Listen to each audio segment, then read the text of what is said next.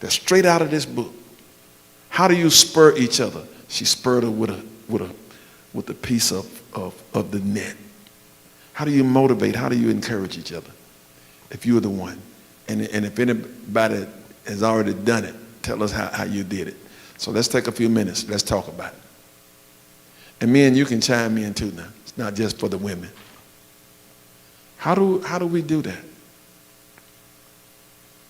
I don't y'all sit there and act like, don't make me call names. All right, y'all gonna make me, would you all bring the mic down here, please? We're gonna start right here. And McLean, we're gonna work front and back. And so those two young ladies right there in front of you, either one that would take it, just give it to them. All right, right here. Your thoughts on what you heard, what you saw. How do we do that? Well, I think it was very touching and inspiring to see and to do it in real life. I think as educators, we do it every day, pouring into students and encouraging them to do the things that they think they cannot do. And sometimes they give up on it, but we just simply encourage them and say, yes, you can do it. I tell my students, some people feel like they're gifted in math and they might get something in, a few minutes. But for you, it may take more than a few minutes. It may take them 5, it may take you 10, but you still can do it. So it's just that encouraging word and being motivated. All right, I'm going to put you on the spot. You said teachers do it. Mm-hmm. Do you see a lot of teachers doing it or a few teachers doing it? From where I stand, I've seen a lot of teachers do it. Okay. On the collegiate level as a math teacher. Okay. And elsewhere. So I've seen a lot of teachers do it. The good ones do it. Okay. The good ones. Okay. And I asked that because I've had to fight all my life with my own personal education and teachers who tried to destroy me. Teachers who just tried to destroy my children. I almost went to jail when Maya was in kindergarten because I got a call one night at midnight from the para in the room and said, Pastor Simmons, if you don't get your daughter out of this room, this teacher's going to destroy her. She's signing her up for special ed. And her problem is she catches on quickly and the teacher don't want to take the patience to teach her. So she put her in a corner and your daughter sits in a corner all day. And the principal said, I know. And so, I like to went to jail. I wasn't preaching then. Yes, I was. And I like to went to jail. I like to went to jail as the preacher. But the principal said to me, I know. She has a couple of years before retirement, and we just trying to help her to get to her retirement. And you're going to cripple students, a whole classroom, to help a crippled teacher. All right, yes, ma'am, in the back. Either one of you ladies, talk to me. There you go. Don't leave me hanging now. See, I didn't call your name out, but don't make me call your name out live. Give it to John Hayes. John, talk to us. Well, thank you, Pastor. What I saw when I saw that, what I got from that was I saw persistence, I saw courage, but I saw what the Bible talks about, hope, faith, and charity. The greatest of these is love, because it takes that fundamentally to do what they did. They've got to be selfless enough to care about not only their success, but the success of others. And so I saw that. And I was watching, we got so many challenges, and I think when we come back home with those challenges, and that is we talk about what the Bible talks about, faith, hope, and charity. We're missing that. We're missing that in our communities. We're missing that in our career. We're missing that across the board. And I think and I'm talking to the African-American community now, if we can get back to the fundamentals, and that is loving each other, then we can do more. That's the rising tide that lifts all the ships. It's loving each other, caring for one another, and then helping each other in a selfless way. That's how they did that. All right. And I forgot to say, if anybody on Facebook. If you have a question, put it in the chat box, and Pastor Jones is here. He'll get your comment or question and bring it to me. But John, you're absolutely right. We've got to get back. Anyone else? All right, we got a hand now. All right, got two. All right. Well, I saw that. It's not the first time. If you keep trying, you can do it, men or women. You know, you might not succeed the first time, and if someone encourage you, you still got a chance. It might take 5 years, 10 years, 15. Along the way, you can carry somebody's hands up. They might win it for you and pass it on, and you can pass it on like that. Gotcha. All right. Janet. What I take away from that is because I work in a profession where every man is for himself, and there are lots of men that are behind or incarcerated. So when we find that women are in charge, it's a whole different ball game.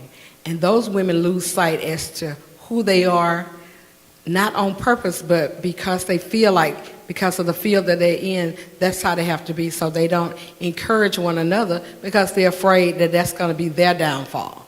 So as I listen tonight, I know that the walk that I do intentionally every day, I'm going to have to keep doing it, and hopefully someone's going to see that that's the way we're supposed to do it. Okay. All right, Ernestine, raise your hand high so you can see you, and then I've got a question for you. Thank you. Pastor, I think it confirms what you earlier taught us from the word there. You know, it does take love. And since you're putting emphasis on women, and I think that if we got together, you know, submitted to the word, and we got together, and if everyone wanted to do the same thing, I think we should come together and say, well, you do it this time, and we do it next time, and all of that. Just like any time many people are running for office here, it's several of them together running instead of just saying, well, I'll let you do it this time, you know, and we'll support you. And I think that's what we should do, support each other with love. Okay. You know, just like you taught earlier. All right. Confirming what you taught earlier. Yeah. Here is, I'm going to make a statement, then give a question. Here is one of the barriers, I think, to us as a church community. And when I say church community, I'm not just talking about Mount Zion, I'm talking about church period. As we talk about implementing this principle and others. Most of us start with a we mentality. We say we, if we. But if you go back to the video, the whole process started with one who said I.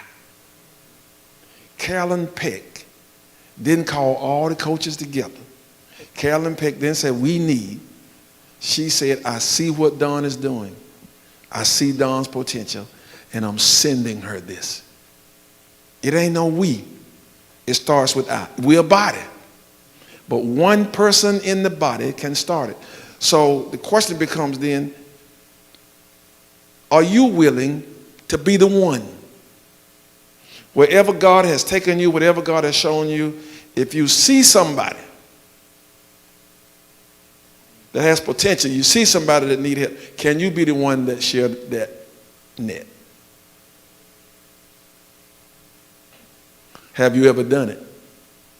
Okay, Miss Rollins, you want the mic? Give her the mic. Thank you. I would share one of the lessons that I've learned across many different career lifetimes, and that is that everything is not a competition. Those things that I know, skills that I have, I can share them with anybody, teach them the best that I can to master those skills and not have any fear, because the things that I do well, I do them well, and nobody can do them as I do. But that doesn't mean that somebody else can't do well with the same skill set, and that can't help them. Okay. All right, got a hand here.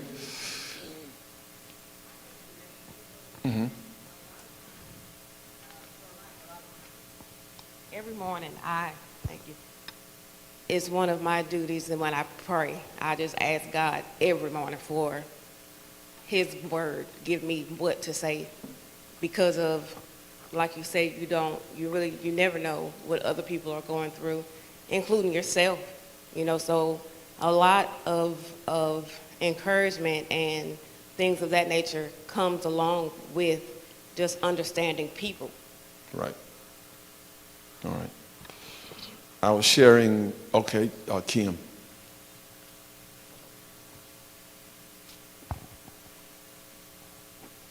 Thank you.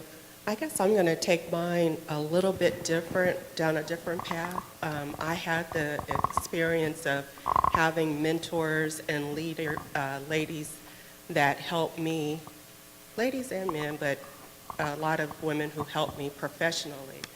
But my prayer was for God to lead me and to guide me so that I could help others in a different capacity, and that had to do with mental health and wellness. And because of the struggles that I had when I was in the workplace, that led me to want to help other women, other people from a different perspective, because you have to really work on your internal self to be able to be receptive to what's coming your way on the job, out in your community, et cetera, et cetera. So just the fact that I'm here in Albany, Georgia, I believe is my answer from God to many prayers to use me and let my circumstances and my situation be able to help others to not have to struggle as much as I did in the workplace when I did find myself in an emotional imbalance because of things that life was bringing on. So I think as we experience life, we need to also share with other women how to keep their whole being whole and not be afraid to share things that are sensitive and tough. Okay. Is there anybody else? Let me just drop this seed in you. One of the ways that you know how you are to help other people is this. Peck said something, said it is easier to win a national championship or anything else when you've seen one who has done it and you're able to connect and follow that one. So you got to ask yourself, what is it that I have been successful at? And then take it to the next level, because success is about you personally. But what is it that I have been able to make a significant difference in the lives of other people? And other people are aware of that. They've seen it. Everybody in America knew that followed women's basketball at Peck. And at that point, I wasn't even following women's basketball, but it caught my attention that she won a national championship. So I can listen to her. On the football side, Nick Saban can talk to me any day about football and I'll listen. Because right now, he's won more national championships than anybody else. It's hard for me to follow you when you're going to tell me how to win a national championship and you ain't never won one. When you're going to tell me how to whatever it is and you've not done it. And so part of the way you know is that thing that God has allowed you to perfect, to be significant, and people see that they want it, then that's a clue that you need to be laying a path to help others to do that. Don't send me your last place net. And so you ask yourself, what is it? And all of us in here, something now. It might not be newsworthy, it might not need to go on in front of the Albany Herald, but something God has perfected for you, in you. And that's a sign you need to be sharing it. one of the things I thought, Sarah, I was telling Eric, in the Albany Coalition of Churches, we've been working with pastors, and I've seen something in a couple of them. And I said to him, in one of them, because he's strong in one particular area, I'm pouring into him and taking him in meetings with me so that I can literally pass that on to him, because he has the capacity to do that. And it's in that nonprofit world. In his church now, they're just doing some amazing things in that nonprofit world. He understands it. He perfects it. And so every opportunity I get, I got a call. He's not even supposed to be on it, but I'm taking him in there with me so he can see it, he can experience, he can learn, they can do it. There's another preacher. I see something else, and the Lord has blessed me to be able to do that. And so I am doing that. And that's what we have to do. Look around us. Look around us. Hurdle we've got to overcome. In order to look around us, it means we've got to take the time to build relationships. Don't look guilty, but most of us, we come in and we got a crew. And beyond that crew, we don't deal with anybody else in Mount Zion. You can be a new member of Mount Zion, and I'm looking at 2 right now, and I ain't going to put them on the spot. But you can literally come and be a member of Mount Zion, and if people don't reach out, if they don't take the initiative, and as a new member, you take some initiative, but there's a burden on us as members to reach out. If somebody don't reach out, you could get lost. You can come here and literally sit by yourself every Sunday, because ain't nobody going to come sit with you. I'm going to sit with who I sit with. I'm going to sit in my seat. I'm not moving. And that ain't true of just of Mount Zion. It's true of any church. And we have to be conscious of the fact that our place here on Sunday is not to sit in my seat, to sit with my crew, but to fellowship and to edify the body. And so I'm looking around to see if the Lord is sending me to a particular place this week. I'm paying attention to who's in here. If I see a new member and I see that every Sunday for the past whole month they've been by themselves, I'm going to introduce myself. I'm going to make a connection. I'm going to invite them. I had a new member that I did the rotation. I shouted, and she said, I'm new to the city, and I came to church, and she named this couple, Crystal and James Lucky, and they just called me over, come sit with us, and they just been welcoming me in, and I just felt like I had to join the church. They took the initiative to do that, and that's what we've got to do. We've got to do. We got about 4 more minutes. Any other questions, comments about the verse I read, the video you saw, and how do we do that? Okay. Yes. All right. Got a comment or 2 online and a question. Okay.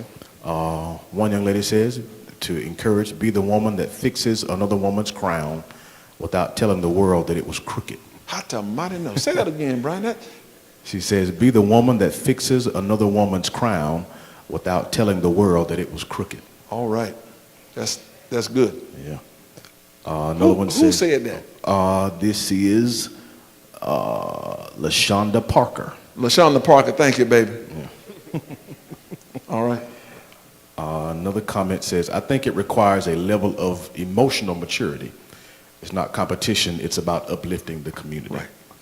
That's something we don't talk about a lot, emotional maturity, EQ, emotional intelligence quotient is what they call it in the marketplace. But we got to be emotionally mature to do this kind of stuff. And so we have to think about that. How, I may be 50, but how old am I really? Brian.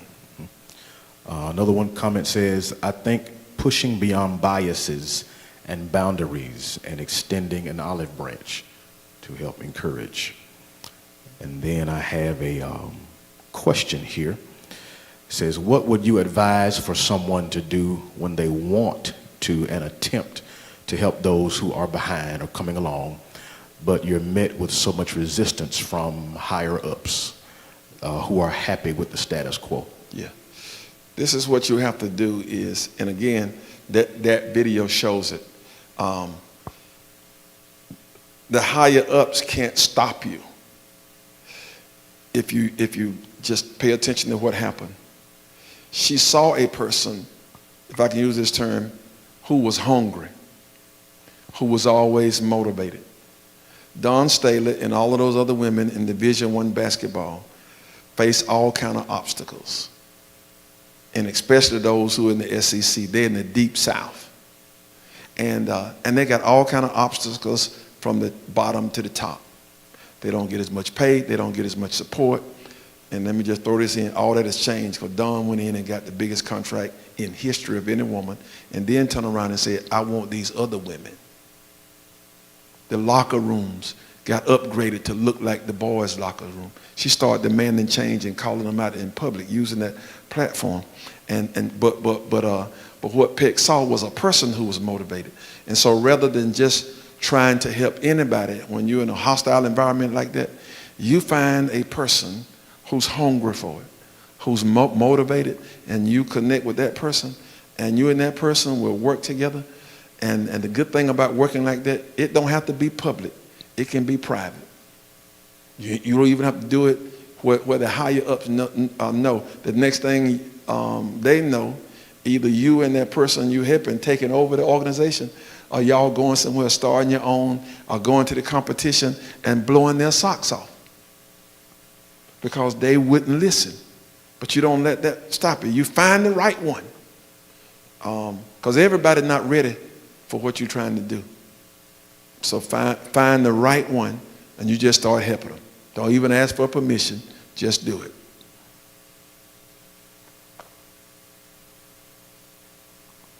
Question, comment? All right. Let me close with some nuggets for you that will help you, whether you're at Mount Zion or any church, any organization. Mature, secure leaders are looking for people that they can invest in, because part of their maturity and security says, I want my organization to be the best. They're always about continuous improvement. And so they're looking for people that they can bring along and invest in and help grow the organization.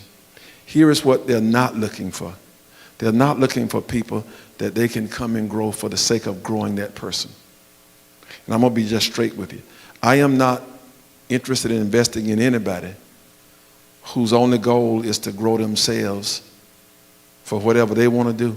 I'm looking for people who want to grow to help Mount Zion. My calling is not to do the other stuff. Now, for preachers and those outside, I do that to help them. But for a member of Mount Zion, I need you to be for the team and not for you. I want your ambition to be Mount Zion's ambition. And what you got to understand is that as you go to work at Mount Zion and grow Mount Zion, then the other stuff will come to you. But I don't have time. My job is to equip the saints for works of ministry here. And those other leaders. And so show your investment and your commitment to the ministry and your work. And then mature, secure leaders will see that, and they'll start opening doors and investing and giving you opportunities to grow and glow. Because we're interested in this ministry and whatever organization they're a part, and that's the interest. And so do that. And then if you don't get noticed, have a conversation with your leader and let them know about your interest and your commitment to the ministry, and talk about the ministry and how you want to help and contribute. That makes all the difference in the world. Because sometimes you might be working and not be seen. And so just go have a conversation that I want to help. And then my last challenge is to be the one. Be that one, not wait on the we, not complain, but be the one. Some people don't understand this, but what you won't hear me doing is complaining about what we. That ain't what I do. Because my major focus is making sure that I'm doing my part. And then I am identifying other people who are like-minded doing their part, And together, let's try to make something happen. Because if all I focus on is those who are not, and what we ain't doing, that's where I'm going to get stuck. Because wherever my focus is, that's where my energy and attention is. And here is what I promise you. There are people who are doing it and making it happen all around us. Every color, every hue, every gender. And you connect with them. And you be the one and you learn, and you be the one and you find another one. And you help them to come up.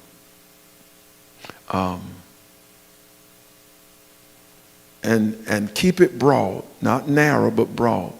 I don't care what area of life it is you're talking about, be it business, be it church, be it personal, be it relationship. Somebody out there can be the one to help you, and you might be the one to help somebody else. All right? So let's change Mount Zion one person at a time. Let's spread this thing around. Then last thing I'll just say, just personally, I did not follow college basketball for women. I was in the men, but I got hooked several years ago with Dawn in South Carolina, and then just start following. And I've seen this evolution of these female coaches, and even to the point, I drive and go see them to see South Carolina live. And it is just an amazing experience, and she's an amazing person to watch, and I can see and pick also. Just amazing. And I say that to say, if I do that for basketball, there are other people, and I do it for kingdom business too now, but there are other people who will do the same for you. When they see you, they'll find you. They'll find you. It's time to go. Two things as we close to those in our audience. One, as always, if you are watching tonight, and even if you're in person and you're not a part of the church, then we invite you to let tonight be the night. You don't just have to be added to the church on Sunday, any day of the week. And you can call us, inbox us, many ways to do that, and you'll see that on the screen before you go off. And of course, in the sanctuary, just come down front, let me know afterward. And then, as always, I was told, and I started doing it, and I saw it happen. They said, Pastor Simmons, two things you ought to do. One is you ought to open the doors of the church, give the invitation. And two, just remind people that if they want to give, they can do that. And so again, if you have not given, you want to give, use this opportunity to give virtually or in person. And with that, let's close. Father, thank you for our gathering tonight. Thank you for the word, and help us to spur each other on, motivate each other on to acts of love, to good works. Let us not forsake the assembling of ourselves together. And when we assemble together, let us encourage one another, help one another. In Jesus' name, amen, and God bless you. And we'll see you next Wednesday.